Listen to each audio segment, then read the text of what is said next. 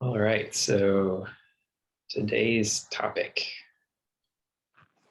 how we can find meaning in suffering without believing in a divine intelligence. And I want to start off by saying that I'm not claiming that there is no divine intelligence. I'm not saying that there definitely is not any kind of supreme being, whether that's God or some other uh, idea about that. I'm making no claims about what actually is or is not. I don't want to tell anyone what they should or should not believe. I'm just saying that you don't have to believe in a divine intelligence in order to still find meaning in suffering, and still find meaning in life, and still find a reason to be optimistic about life in the world, despite all the contrary evidence out there right now. And so I felt this is something I've been thinking about for a while, and I think it's finally time to talk about it. And a lot of this, this is a topic I've thought about a lot throughout my life. Is there God? Is there a divine intelligence? Is there some kind of higher authority? I've kind of gone back and forth. I mean, it feels like there's something out there, just from what it feels to me. It feels like there's something out there. But I definitely don't think it's a conscious intelligence. And this is my personal opinion. I don't want to, if you believe in God and it's working for you, then that's great. If you believe in some other higher authority and it's working for you, then great, more power to you. I'm a little bit jealous, actually. But if you struggle to believe in some kind of conscious intelligence, and I think, to me, it seems highly unlikely there's any kind of conscious intelligence in any kind of the sense of the word, how we define intelligence or how we define consciousness. I mean, any higher power that exists out there, it exists in a dimension, in a plane of existence that defies comprehension by our minds. So in a sense, talking about this at all is a little bit ludicrous, but I will persist nonetheless. But anyway, one of the reasons I really struggle with this idea of believing in that there's some kind of benevolent, all-powerful, all-knowing intelligence that created the world and made us the way we are, made the world the way we are. The thing that really causes me to hang up on that is the amount of suffering that's in the world.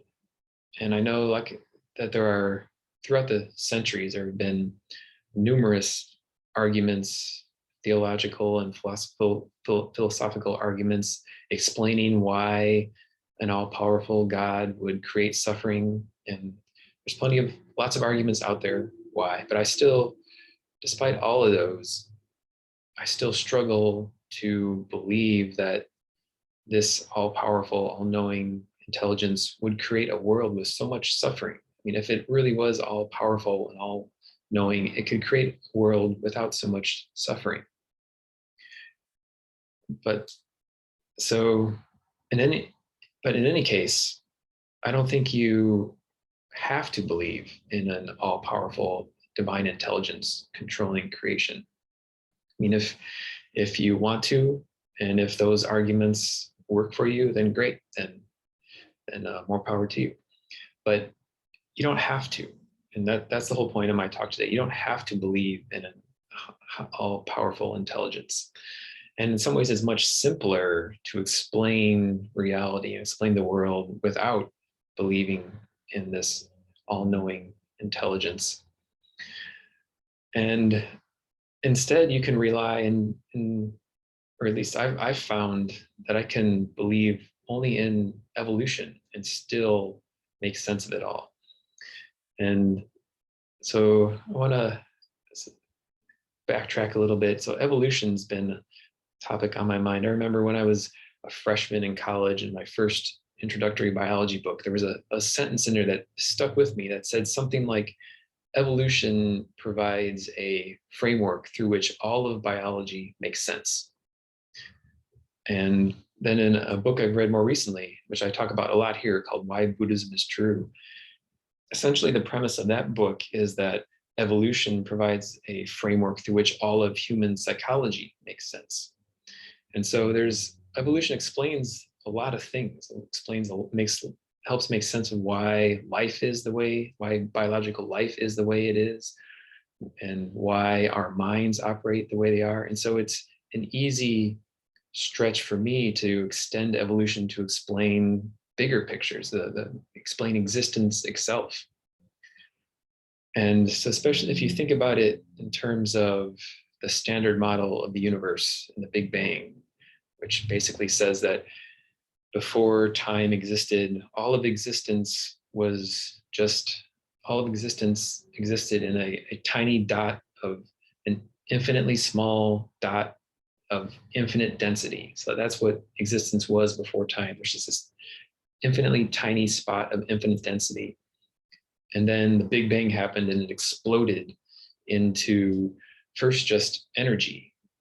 And that's what there's the scientists talk about the cosmic background microwave radiation, that when they look back far enough to the outer edges of the universe, which is like looking back in time, there's just energy out there. And so this infinite point of density exploded into an infinite amount of energy. And then energy started coagulating into subatomic particles, quarks and gluons and muons and all those things. And they started accumulating into electrons and neutrons and protons, and then those started forming atoms. And then hydrogen atoms got together and formed suns. And then in the fusion at the heart of suns, heavier, more complicated atoms were made with more electrons, more protons clumped together. And so you can look at this standard model of realities as an evolution back towards oneness. So the universe began as oneness, this infinite point oneness, exploded out into an infinite energy. And then you can think of life as all an evolution back to oneness through all these successive stages. And so eventually we had planets forming and asteroids and solar systems, then life forming, evolving on our planet, starting with very simple unicellular life, then more complex life, and finally us and consciousness evolving. So it seems to me, or it's a very easy story for me to believe, of just believing that evolution is guiding life, guiding the universe back towards oneness. And then, even so in our physical evolution, the evolution towards our complicated multicellular lives, but then also evolution happens on other levels. It happens on the level of our minds are evolving, and on the level of society and culture, how we organize ourselves. So when we first evolved, we were living in hunter-gatherer tribes, and then we developed towns that are bigger in cities, and then eventually nations and bigger nations. So there's this evolution towards oneness, towards everything coming together again.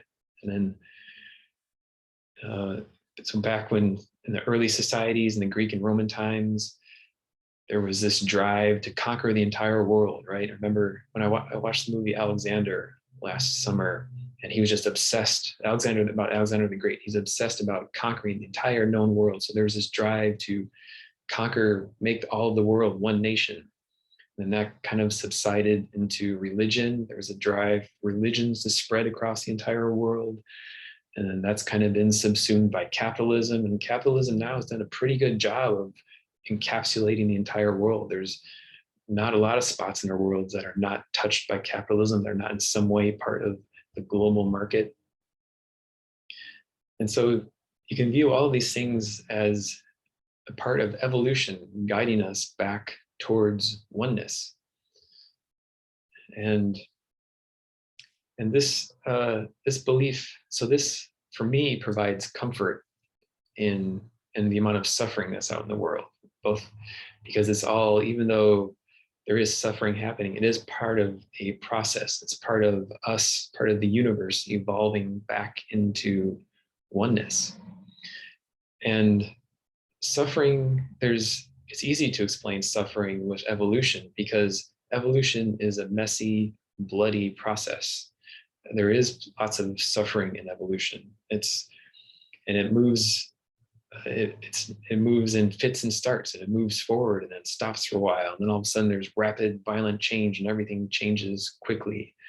And so there is lots of suffering in evolution, but it all is for a purpose. And for me personally, that allows me to find meaning in the suffering in my own life, and the suffering in the world out there. And we talked last week about the all the school shootings and all the senseless suffering that creates. So for me, I struggle, if there is a divine intelligence, how that intelligence decides that the parents of those children last week, how decides they should suffer this horrendous loss of having their children taken away from them for no reason. But that's just one example of how I struggle with an intelligence creating suffering. But in the thought of in terms of evolution, it's easier for me to make sense of that, easier for me to make sense of the widespread suffering in terms of us evolving towards oneness. And also I derive comfort from that and optimism for the future, because evolution is relentless. I mean, it seems like there are people stop trying to resist, or there's forces, cultural forces, institutions that are trying to prevent our move towards oneness, are trying to preserve division in our world, preserve stratification of society. And they're fighting against an inevitable force. Evolution never stops. Evolution never ceases. It's like an ocean wearing away a cliff. Eventually, it's going to give. And so those are just some of my thoughts and how I make peace with the world, how I make peace with all the suffering in the world. And also how part of why I choose love as the guiding principle in my life. Because without a divine intelligence as a guiding principle, we need something to guide our morality, something to give us a framework to do good things, to move, to act in good ways. And love can fill that in perfectly well, can fill that role. And love fits well with evolution in my mind. And so that's just kind of how I just wanted to give some background about my views on the world and life, and or my views on metaphysics, if you will, and just how I'm able to look out in the world and still have optimism and still make sense and still find meaning in life and meaning in suffering.